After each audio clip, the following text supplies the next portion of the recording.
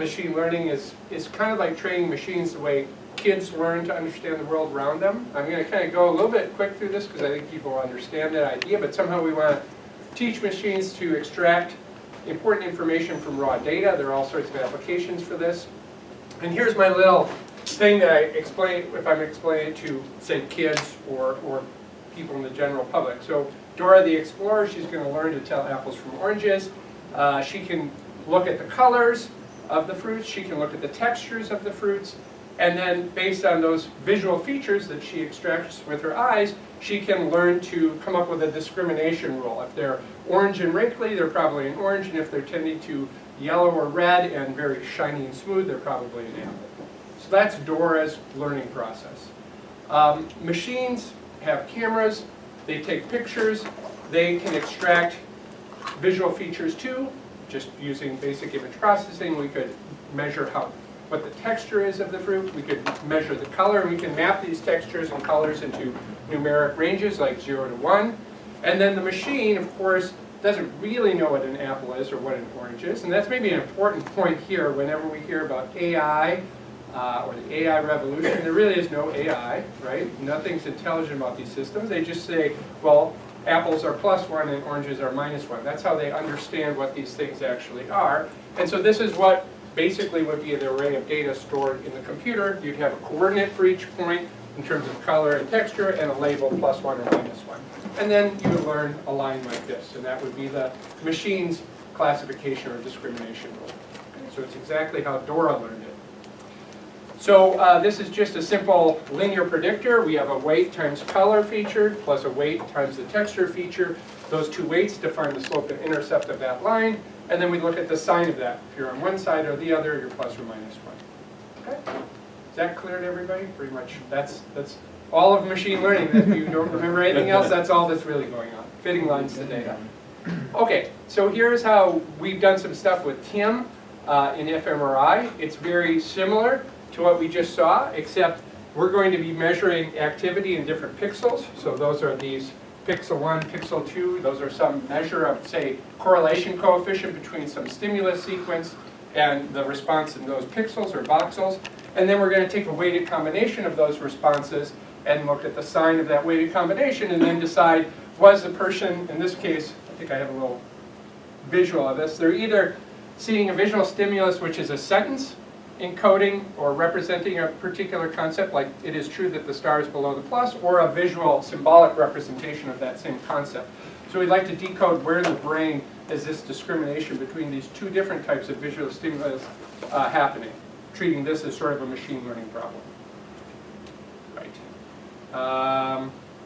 So we want to find a solution. So one of the things that is used a lot here is we imagine that maybe most of the brain isn't all that important in this distinction between sentence or symbolic representation. So we'd like to find a solution where most of these weights maybe are 0, and then where we find the non-zero weights, those point us to regions in the brain where somehow that distinction between symbolic or sentence representation is being encoded. That's a standard kind of modeling approach that's used, say, with Lasso or something. And so here are some examples. This is work with Urvashi Oswald and Chris Cox and TIM, as I said, and I'm not going to say too much about it except that we can predict what the person was seeing with pretty good accuracy, well above chance, which would be 50-50. And also when you go back and inspect what model was being selected, you can look at whether voxels were positively correlated with picture, sentence, or both, and you can see that we're picking up regions of the brain, I guess, which are neurologically or whatever plausible, and we don't get a lot of kind of mixed voxels that are sort of confusing. You see they're either purely sort of very strongly correlated with sentence or with picture. Okay, so that's an application. I often talk more about this, but the bottom line is our research was more about how do you actually set up this optimization because you have maybe 10,000 voxels and the number of stimulations that you have is maybe only 100 or so. So you're in a very underdetermined situation. You have more equations or more unknowns than you have equations, and so you have to do some fancy optimization and analysis to justify this kind of recovery in model selection. This is a slide from a talk that I gave. I gave essentially the same talk to people in the medical school. So if you were at that talk, my apologies, because you might be seeing a lot of this again. But they were really interested in how medical imaging can benefit from machine learning. And so this was a paper recently that I found that, that I just took these pictures from there. So they showed, oh, here are all the things that we can do with machine learning. And there's a lot of excitement in the medical school also for machine learning. So just a little picture of lots of things. Okay, so neural networks. So here was that simple predictor that the machine and essentially what Dora were using, the sign of a linear combination.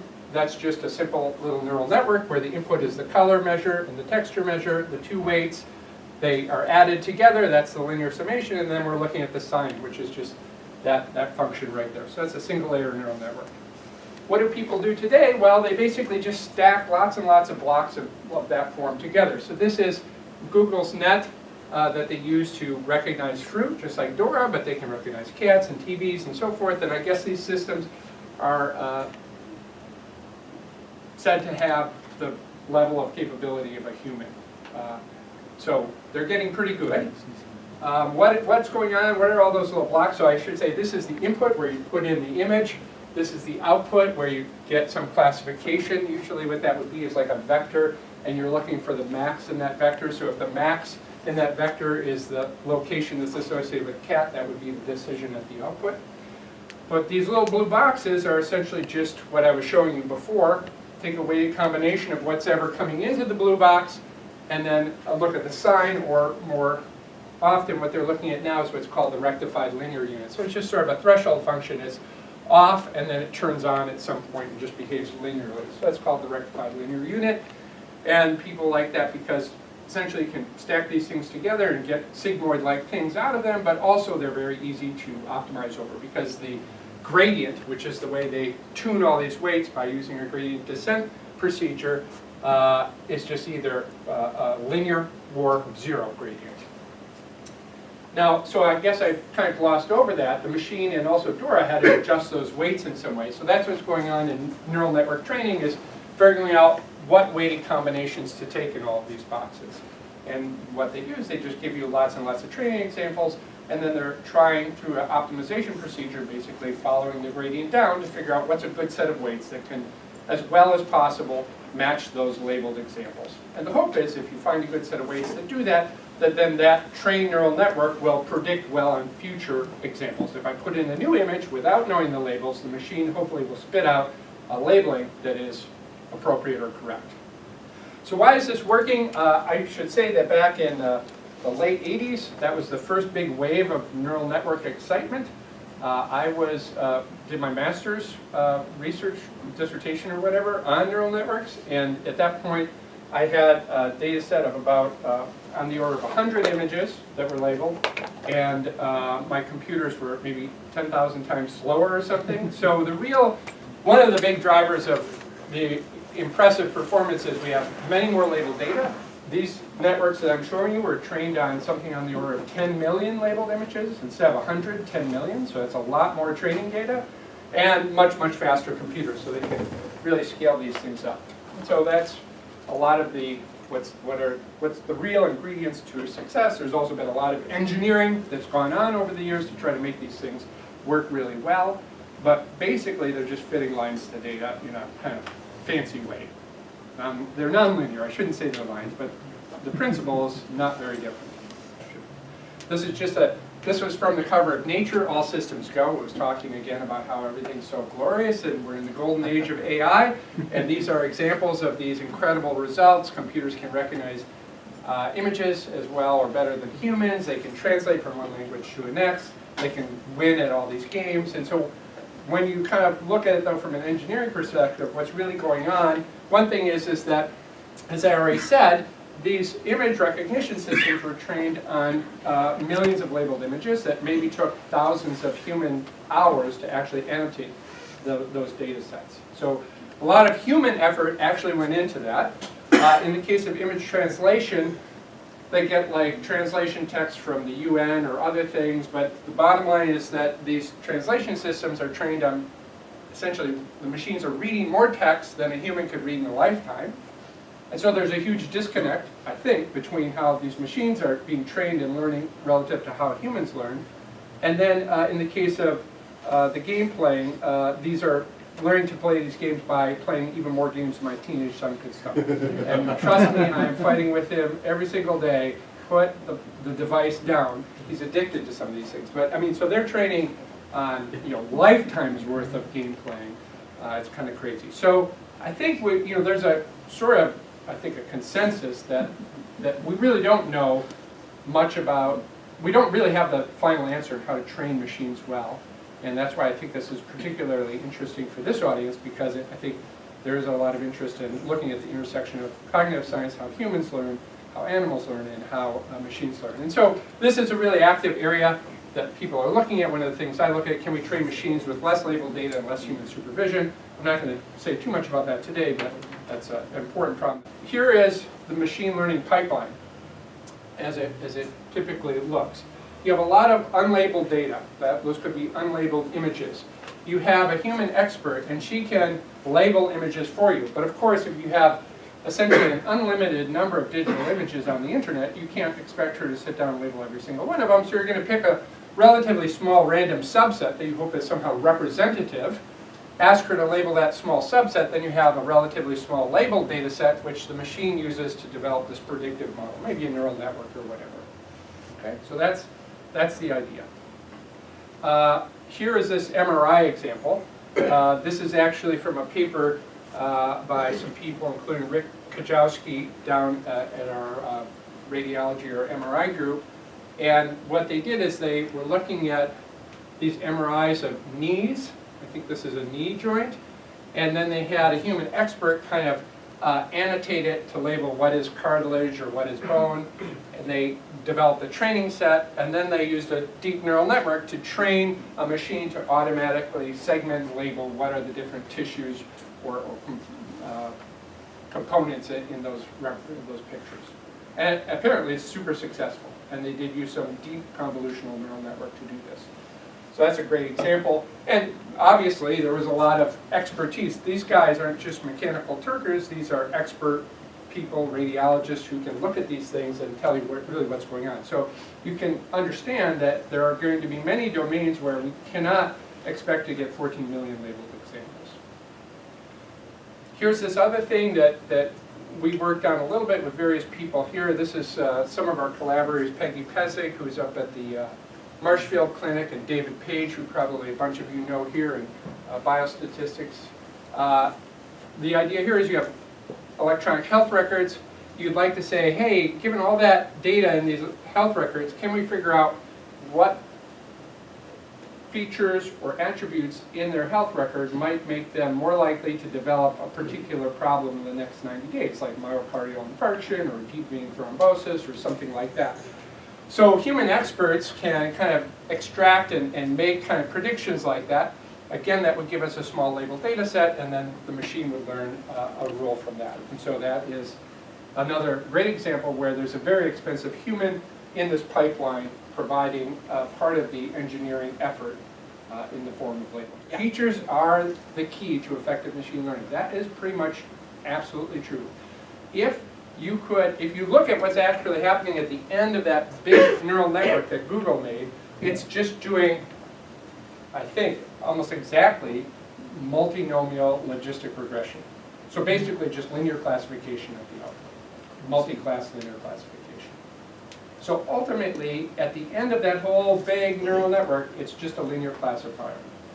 So the really key is that, well, what are the features that go into that final linear classifier? So that's why your question was exactly the right one to ask. Features are key. So here is machine learning. We have labeled training data. These are what labeled training data might look like. You have feature vectors. So that would be, for example, color and texture, and then label plus or minus 1, apple or orange. Or maybe a whole vector of some visual features, and then this is a cat, this one's a dog, this one's a TV, whatever. So let me just show you what, in the examples we looked at, just to make sure this is clear. In the fMRI problem, the features are these time courses of different voxels. So each voxel, the feature is what was its response over time, and the labels are this sentence or picture. In the case of the knee MRI segmentation, the features were some visual patterns that you could correlate against that image. You correlate, like, say, this little edge-like feature with the image by kind of just convoluting it around, and that gives you a number, how much edge like this was there at a particular location in the image. So those are your features, and that was a multi-class problem. There was background, femur, tibia, or patella. Okay, so that was 4 classes in that case.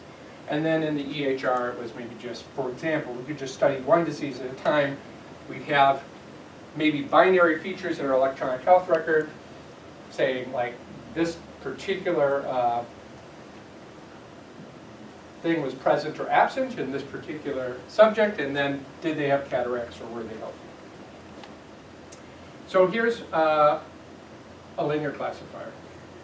So how does it work? So now I'm just going to say a little bit how this actually is computed, how we find good linear classifiers. So for finding a good linear classifier, we might be basically trying to find a linear model that predicts whether it's +1 or -1. What you're looking at right there is what's called the hinge loss. It's basically just the logistic loss, if you're more familiar with that. It's a little different than squared error loss, but it's a loss function that's basically, again, just trying to say, can I find a linear model that agrees with this +-1 labeling? And then we might add a little bit of regularization, saying we don't want the weights to just fly off to some arbitrarily large values. We're going to try to keep the weights kind of small. And if you do that, then you just find the weights then that minimize how well you fit the data, plus a little bit of this regularization. What happens is this thing, this line, automatically kind of falls and settles in exactly to this point. And what is this point? It's a point where we can linearly separate these two classes, and this distance, and this distance, and this distance are all equal. It's what we call a maximum margin linear separator. And that just automatically happens if you minimize this cost function. It finds this max margin linear separator. So that's called a support vector machine if you use hinge loss. But like I said, it's not so important that you use hinge loss. You could just do logistic regression too, and it's essentially doing the same thing. Okay, does that make sense to everybody? So that's how this is computed. Well, how it would actually be computed, maybe you'd use gradient descent or some other optimization procedure to find the weights that minimize that. Max margin, what that means is it's a robust solution. Why is it robust? Well, imagine that maybe our readings of, in this case, 2 features, x1 and x2 are 2 features, maybe like color and texture, maybe those aren't perfect measures, right? Again, maybe we see the orange in a little different light, and that changes these a little bit. So what if they deviate a little bit? Well, that would mean like some of these points kind of move around a little bit. And if they jiggled, or if we weren't really sure about their locations, they can jiggle a little bit and still the classification wouldn't change. So that's why this is kind of a robust solution for this classification problem. Is that clear? Okay. And this is just showing why what we're really hoping to do is use this to predict in new cases. So now I just showed you a ton of new cases, and you can see that, well, maybe it won't be perfect, like here's a red one and here's a blue one. But again, by trying to split the difference between the red and the blue, we're hoping that that's going to help us generalize well to new cases as well. So that's what it means for generalization. I mean, what happens outside of the set of data that we train it on? Will it still work well? So here is a multidimensional setting. Again, if you think about these image classification problems, maybe it's a 64 by 64 image. That's small, right? But that's still 4,000 different pixels. So we'd have essentially 4,000 raw features. Here I'm just showing you 3 because we can't visualize more. But here's what the story would look like in 3. It's just a little movie to show you points in 3D, and then eventually it will show you a linear separating hyperplane. This is what it will look like. So what I'm trying to show you is this thing is coming in here. These red ones are below that plane. The blue ones are above that plane. That's what it would look like in 3 dimensions. And you could just imagine we could keep going 4 or 5 or more dimensions, although we can't look at it anymore. Here's a case where I have 2 features, x1 and x2. But you can see there's no way to find a line that will perfectly separate the red from the blue. So this is what we say is a non-separable, non-linearly separable classification problem. But you can see, well, I could just draw a parabola, right? And if this were my decision boundary, great, I've got all the blues up there, all the reds are on the below the parabola, so that would be great. So how do we achieve that? Well, we could say, let's start considering parabolas or polynomials or something, but there's maybe easier ways to go, and that is this trick that we sort of call lifting. So it's like we just sort of augment our features. Basically, we introduce this new feature. It's just x1 squared, so it's a nonlinear feature. And you can see with that x1 squared, if I rotate to the x1 squared x1, I just had that parabola, because that's the relationship, just a deterministic relationship between x1 and x1 squared. But if I rotate into the x2 x1 squared projection, now you can see the data are linearly separable. So I can just come in with a line again. So this is often the starting point for thinking about how could we get a richer set of features. We just start throwing out nonlinear combinations of our original features, like x1 squared, and then we learn a linear classifier in that higher dimensional space. Okay? And that is in some ways a nice way to go, because we already know how to fit a linear classifier to data. I showed you that optimization. We understand it really well. We know all about this max margin business. It does a lot of nice things. So if you think maybe all I have to do is add, not just x1 and x2, but x1 squared, x2 squared, x1 times x2, maybe x1 cubed, whatever, you can keep going, and then you just learn a linear classifier in that higher dimensional space that's generated from the original raw features. So finding good features, there is this idea of explicit construction. I can just generate new nonlinear features from my original features. And that there are very efficient ways to do this without explicitly generating all of those nonlinear terms. That's what kernel methods are about. I won't say what kernel methods are, but basically maybe 15, 20 years ago, this is one of the things that put neural networks out of business. People just said, well, this makes a lot of sense, let's use kernels. It was very mathematically tractable. It worked very well. It worked better than neural networks at the time, or at least as well, but also came along with a lot more insight and understanding. So that was a hot topic. Still is very important in machine learning. And then there is, rather than explicit or implicit construction, here either you're just sort of saying, I want to include these nonlinear terms, or here you're saying, I will implicitly include nonlinear terms like that. Down here with the neural network, we're saying, no, we don't even know. We're just going to try to learn them. Because remember, there are nonlinearities in all these blue boxes. So somehow, something nonlinear is going on in there. And hopefully, if we train and tune all those weights, we'll just learn good features from data. We don't even have to prescribe them in any fashion a priori. Good features. So what does it mean for features to be good? So let's just look at this picture. There are just two features here, feature 1 and feature 2. And if I project it down to feature 1, you can see, well, wow, look at that. All the reds are there and all the blues are there. That's what we would call a good feature, right? Because there's a nice separation between the reds and the blues. On the other hand, if I project it over to feature 2, it's kind of a mess. That would be an example of a not very good feature, because it's hard to say that there's anything of value in looking at this particular feature. Okay? And that's pretty much it. That's what it means to be a good feature or a bad feature. So here are the ways of finding good feature representations. One is start with many features, everything including this kitchen sink, for example, and prune back based on training data to find a small informative set. So that, for example, when we added like x1 squared, maybe after we add x1 squared and then we fit the data, we realized that x1 squared was important, we can get rid of x1, or maybe there were other variables, x3, x4, x5, that really weren't even needed at all, so we can get rid of all of them. So that's one strategy. Just come up with many, many features and then fit a linear model, maybe one that encourages sparsity like we saw in fMRI. So that's what we did in fMRI. We considered all possible voxels as features, but then carefully eliminated those that were uncorrelated with the prediction task.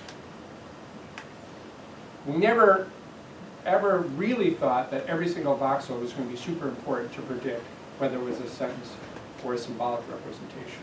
But we didn't know which were important, so we just tried them all. Another way to go is engineer good feature representations using first principles, prior knowledge, etc. A good example of this is in electronic health record stuff. In the paper I showed you, one of the baselines is expert clinicians handcraft rules of thumb features that can be used by a machine for prediction. So for example, a rule of thumb feature would be if you have elevated blood pressure and some other symptom, then that's a good feature to include if you're going to try to detect whether somebody's going to have a heart attack. So that's, kind of where a human sort of says these might be good things to pay attention to. And then there's the learning from features. So that was the example. That was the MRI, where the neural network automatically learned visual features that were tuned to that segmentation task. And maybe I'll say a little bit more about this as we go. Okay, so those are sort of, I think, the three basic strategies, at least in my mind. Trying a lot of features and seeing what sticks. Sitting back in your armchair and philosophizing about what might be important based on your expert understanding of the problem, or just getting tons of data and trying to learn good feature representations. So I'm going to talk about, I think those first two are kind of clear, but maybe like learning feature representations from data, this is where I think we can start off with things that almost everybody here is probably familiar with and move all the way through to some of that deep learning stuff. So this is the first thing probably most people learn in kind of exploratory data analysis or whatever, is principal component analysis. So here's a set of points, and they're points in 3 dimensions. They're unlabeled, just unlabeled data. For example, these could have been, fruits with 3 attributes: color, texture, and something else. And this is the first principal component, or the biggest part of this ellipse, if you think of it, a cloud of data, and then the other 2 principal components. So PCA could reduce data by retaining components of max variation. Maybe we could say, well, there's not too much going on in the red and green direction, so let's just project everything onto 1 dimension. Why would we want to do that? Well, now instead of trying to solve an optimization problem that has 3 weights, we only have to solve an optimization with 1 weight, because we've reduced everything to just a 1-dimensional problem. Easier, and also we might think that maybe these dimensions or directions that don't have a lot of variation in them are sort of just noise-like and might not be very salient for whatever downstream machine learning or prediction task we want to solve. So how would we do this for an MRI problem? I'll just stick to this because I think it's very visual and easy to understand. Features in this case tend to end up looking like little sinusoidal-like patterns typically. PCA can reduce the dimension by retaining components with maximum variation, which means retaining nearly losslessly all the information that's in those original image patches. And so what that would mean is, suppose I said, well, I don't know why you'd exactly do this, but let's just say you can look at a patch and you have to design a classifier in just 2 dimensions. You can use 2 features. So what are 2 features I could take? I could take 2 pixels, chosen at random, for example, or maybe 2 pixels like max value and min value. That would give me a 2-dimensional representation. Or I could take the 2 principal component directions. And roughly speaking, what would happen if you just said you can only use 2 pixel values, it might be a pretty confusing situation. What's white matter, what's gray matter? You might not be able to do a very good job at all classifying. But if I say, take the 2 principal component from each image patch and then try to build a linear classifier based on those, you probably could do quite a bit better. Because it's retaining more of the important information will be retained in the principal components. So just to kind of be really concrete, imagine, back to that picture in 3D, imagine that all the data were on a line. So then there'd be 1 principal component of max variation, and all the other would be 0, right? There'd be no variation in the other directions. So why would I retain anything about those? I know those are zeros in those other directions, so that without any loss of information, I can get everything from the first principal component. Dictionary learning is another idea that's sort of similar to PCA, except what it's trying to do is, again, find a small low-dimensional representation, sort of low-dimensional representation that represents, say, image patches, but make sure that the representation is sparse. And so I'm not going to go into so much of that, but it's sort of like you could almost think of it as somehow like a sparse version of PCA. That might not be the right way to say it, but here's a situation. Like, suppose I had red and blue data. They look like this. Of course, PCA is ignoring what the labels are, as we just heard. So PCA would just say, well, what's the direction of maximum variation? What's the direction of minimum variation? You would get these 2 principal components in this feature, in this situation. And you can see that neither one of them is going to be very useful for classification. And what dictionary learning would try to say is try to find two directions, let's say, such that any one data point can be really well represented by just one direction or the other. And so it would tend to learn this picture right here. And you can see that somehow, maybe luckily, these directions are kind of in some better correspondence with this labeling process, even though they weren't aware of it. And so the idea here is that dictionary learning could be really effective if you believe that some geometric structure associated with the features is correlated strongly with the labels, like either clusters, or the clusters don't necessarily have to be completely separate. They could just be separate kind of lines or subspaces. So I'll just mention that dictionary learning is really just a special case, or a more, I should say, it's a more general example of k-means. So people have probably heard of k-means.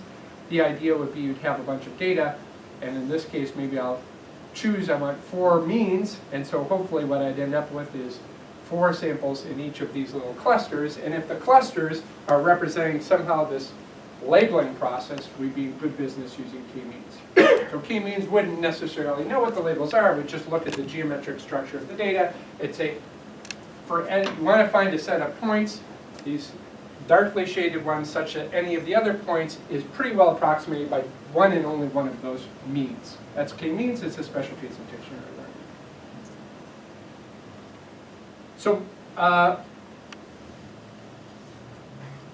here is a picture of what happens in this case. So here is PCA. Again, it's kind of like a Fourier basis, sinusoids.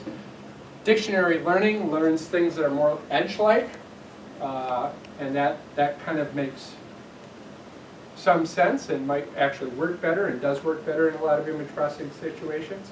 And so what we might hope for is that if I had to just use 2 features, if I pick 2 pixel features, things don't work well. If I use 2 PCA features, maybe they work a little bit better. If I use the dictionary learned class of features, maybe I actually start to have some linear separability with a margin. I mean, again, this is just sort of supposed to suggest that maybe going to these more sophisticated representation learning methods might buy you something in terms of classification. So now let's talk about the deep learning story. What's going on there? Well, what's happening, if you kind of inspect what input patterns excite internal neurons or layers in these neural networks the most, you end up getting pictures like this.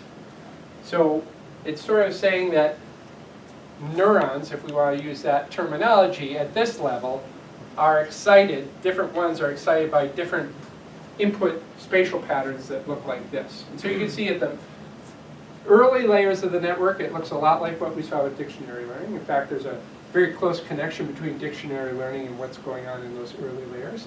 But then it's going beyond that, right? Here we're starting to see things that are more than just the edges, but also things that are more complicated patterns and textures. And then ultimately, we actually start to see what are some of these guys really responding to, things that are almost recognizable, like, I don't know what that is, but honeycomb. I don't know if that's a bird or what. It's kind of freaky looking. All that stuff is freaky. That's why they have all those great things about what deep neural networks are dreaming. Of course, they're dreaming really weird things. So that's what's happening, and it is connected to what I just talked about, except, and importantly, when we're learning the layers, the weights in these different layers, we are also doing that in light of what the end task is usually. There are auto-encoding neural networks which operate a lot like PCA or dictionary learning, where there's no labels, you're just trying to find things that represent the original raw features well. But generally, we learn better features using a task-driven kind of learning of these weights in the neural network, which means I get the labels like cat or apple or orange, and you could do that also with more classical techniques like LDA. Here's what it looks like again: PCA, dictionary learning, and deep learning. This one was trained on cars. So you can see that initially it's getting edges, just like dictionary learning, but then it's starting to pick up parts of cars and whatever. This is a crazy image. I don't know if this is true or how they got this, but it looks pretty, if you believe this is what's going on, it looks great, right? Parts of cars and then whole cars. So roughly speaking, again, this is just a caricature, just a cartoon. The idea is if I just pick 2 pixels, it would be very bad. If I did PCA, maybe I could find some better directions and build a two-dimensional classifier there that work better, dictionary learning may be better, and hopefully, ideally, deep learning is somehow ending up with a picture like this, where all the reds and blues are very separated into these nice little neat clusters that you just come in there and cleave them apart.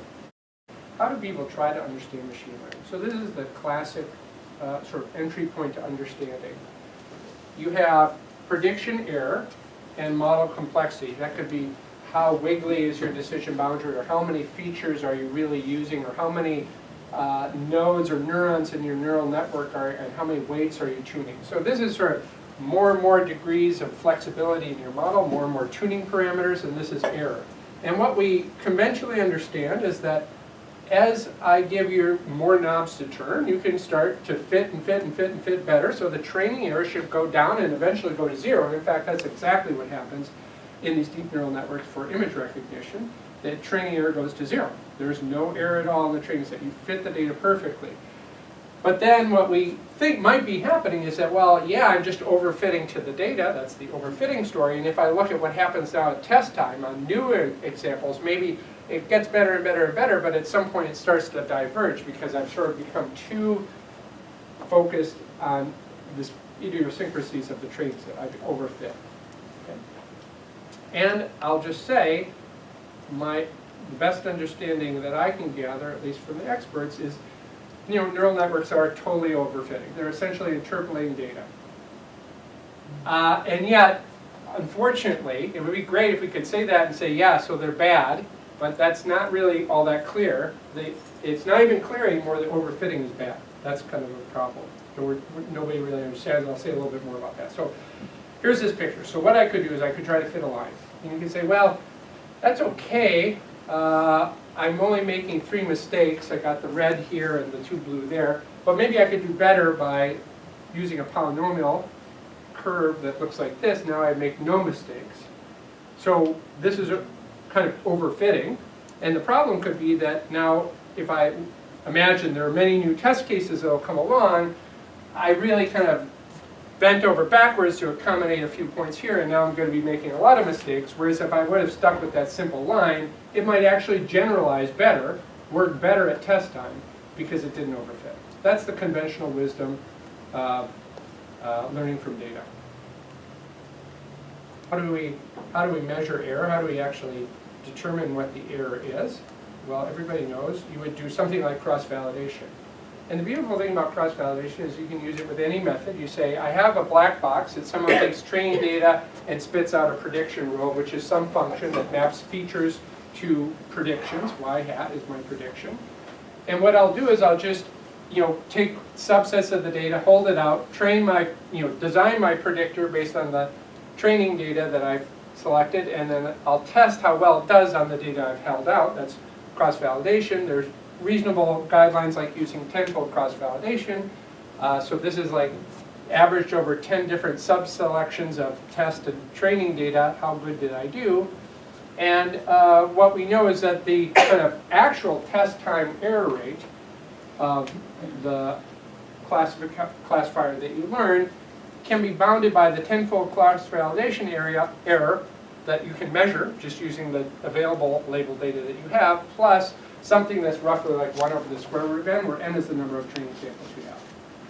So why is this great? Well, it kind of tells you how well can you trust your learned model. You can just decide or measure that by cross-validation.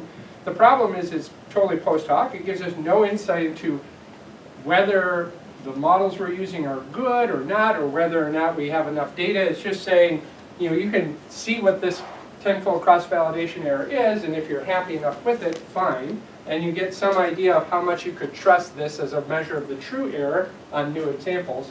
But it doesn't really tell us. It's just kind of a trial and error thing. Like, did it give us a good cross-validation error or not? And then how much can you trust that cross-validation error? That's sort of what this term is.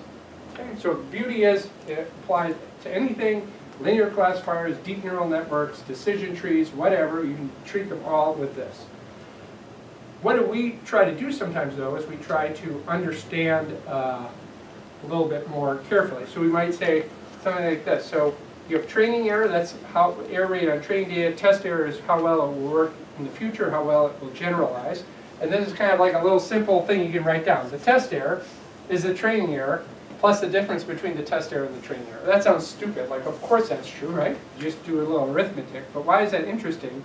Well, what we can do is we can actually say, well, although we don't know what the test error is, we can reason about what an upper bound on this deviation between test and training error is. And that's where a lot of statistical analysis comes in. So we can't know this difference exactly, but we can get pretty good quantifications of bounds on how big that could be.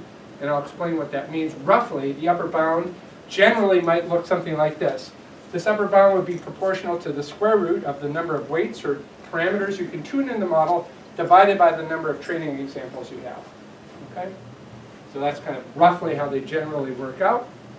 And what it would say is, going back to the example here, I had 2 weights, so I would have a 2 up top here, and however n, the number of training examples there, versus here 6 weights, so I'd have a 6 up here and n here. So you can see why we might worry about using more weights is because we might think that this will be potentially larger if I have more tuning parameters. That's kind of quantifying that overfitting concern.